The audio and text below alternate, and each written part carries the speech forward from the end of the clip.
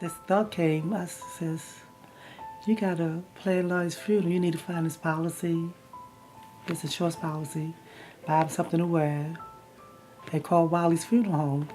And then the thought left me.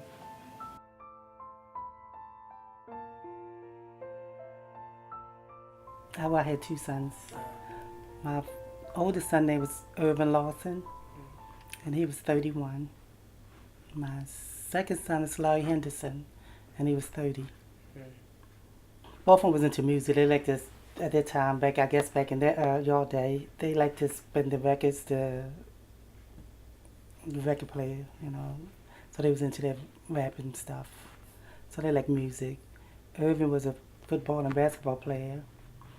Larry more of a drawer. He liked to draw, artist. Well, I spoke to my son, Irvin, because he was married in 2008. And I spoke to him like 5 o'clock that day because I was getting off of work, but he called me because he wanted to use my credit card for a rental car. And, I told him no because he got me stuck before with a rental car and I had to hold it for another day. So my credit card was being charged for that. So, he just started laughing and say, "All right, man." I said, "Don't worry about it. I love you." I said, "I love you too. Be careful." And then I get a phone call later that night from my son, Larry, that just got killed. He called me and said, well, we called my son Irvin. We called him Nephew. That was his nickname. My sister them started and called him Nephew. And he called me and said, oh, 12:15, 1:15. I said, "Nephew just got shot." And it was like, I him being on the cell phone, so, the cell phone was dead. And I just sat beside the bed and I said to my husband, I said, "Sound like Lloyd said Nephew just got shot." But I just sat beside the bed, went to the bathroom, came back, called my son back. But by that time, Lloyd was all hysterical. "Mama, I don't know. I'm on my way there in shock trauma now." And I called Nephew's girlfriend. I called him Nephew too, but I called his girlfriend, but she wasn't answering her phone. So I just put my clothes on her. So me and my husband went there in shock trauma. So all this happened within, wasn't even 12 hours yet. At that time, I didn't think it was serious. I didn't think it was that serious. I think maybe he just got shot and he was going, like maybe the arm or something. But then, as I was on my way to shock trauma, it was like I got so cold. It's like it was cold anyway because it was in January, but I was just more cold. It's like, and my husband, he was driving like he was driving Miss Daisy. That's what I always tell him because he drives so slow. And I'm telling him, "Look, yeah, we got to go." So when I got there, it was kind of, probably maybe 5 minutes later, the receptionist says,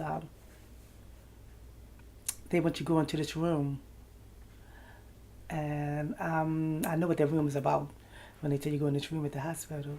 And I just started crying and said, "I don't want to go in that room." But then I finally went in the room, the doctors came down and said, "We tried to save him, but he had too many gunshot wounds." And I just asked, could I see him? So he said, "Well, let us clean him up first, and then, we'll let you see him." And when I saw him, he had like this glow, like it was glossy. And I just kissed him on his forehead and kissed him on his cheek and told him I loved him. It took about a couple of days because the young man that killed my son, it was his girlfriend's godson. So first she didn't tell the detectives who did it. And she called me like maybe a day or two before the viewing, before my son's viewing. Miss Alice, I'm going to call the detective and tell him who did it. So she did. So the young man just turned 21, 4 days before he killed my son. Why he killed him, I don't know. But we finally went to court. So he got life plus 20 years. So, and I kept looking at that little boy, because to me, he like a little boy. And I'm just looking at him. And he's just sitting there. Didn't show no expression, just no remorse or nothing. Just sitting there. I'm just staring at him. And when they found that boy guilty, the mother cried out. She cried out so loud that I felt her pain. Because I'm a mother and she's a mother, so, we both going to lose somebody. And I felt her pain, even though she was kind of mean and cold to me, that day. And then when they gave him life plus 20 years, oh my goodness, she cried, and I'm crying for her. So I had to give a victim impact statement. I couldn't read it, so I got my lawyer, the prosecutor read it. And I put up there how I felt the mother's pain because I'm a mother. Even though you were kind of mean to me. I feel, you're losing your son to the system. I lost my son too. He's gone forever. I'll never get to see my son anymore.